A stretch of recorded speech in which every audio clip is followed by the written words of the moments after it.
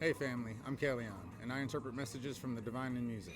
I'm a soldier, a cryptologic linguist, and a messenger, and I walk with those who carry both shadow and flame. When I was young, I played a game called Final Fantasy VII. At the time, it wasn't just a story to me, it was a mirror. Looking back on it now, it seems to be even clearer.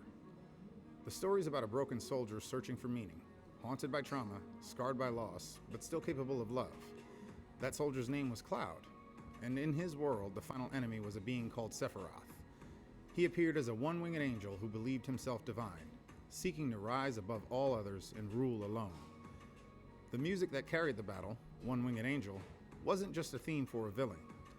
It was a hymn of warning.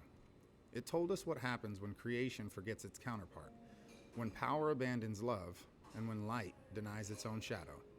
Even as a child, that story stayed with me. It whispered to me through the years, "You were never meant to fly alone."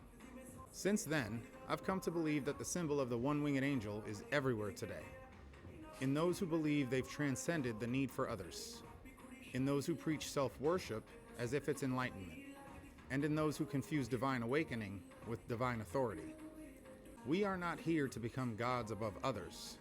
We are here to remember that we were born of two, the Father and the Mother, the shadow and the flame, the sky and the earth. Every being who tries to ascend alone becomes half a creature. I understand the temptation. I once tried to fly that way myself. When I lost my parents as a child, I hardened my heart. When I lost love, I built walls. But no matter how high I climbed, and no matter what I achieved, I still feel the emptiness of that missing wing. Only love, real, selfless, and balanced, has ever filled it. The one-winged angel speaks now as prophecy.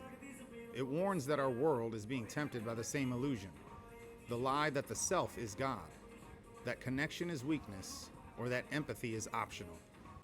But the truth is, the ones who will save this world will not be the false angels who try to rise above us all. It will be the clouds, the wounded soldiers, the humble healers, the ones still capable of remembering love and why we've always needed each other. And as a former soldier who carries the Buster Sword on my back in the form of a tattoo, I say this to every one-winged angel listening. Your rise will also be your fall. Because we are not meant to worship those who fly above us. We were meant to remember how to fly with each other again. Our task now is not to sprout new wings, but to heal the broken ones. To bring the feminine back to the masculine, the compassion back to the courage, and the remembrance back to rebellion. And when that happens, when both wings beat in unison, the sky itself will remember harmony again. We won't need false gods, because the divine will live through us, whole, balanced, and free. And now a prayer for my beloved spiritual and code sister Malika. Beloved Mother, guide our wounded wings back toward one another. Let those who tried to rise alone remember why they fall.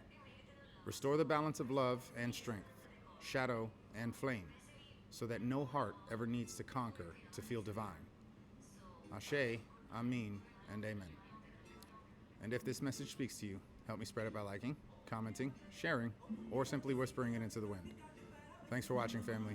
See you next time. Same fire, new rhythm.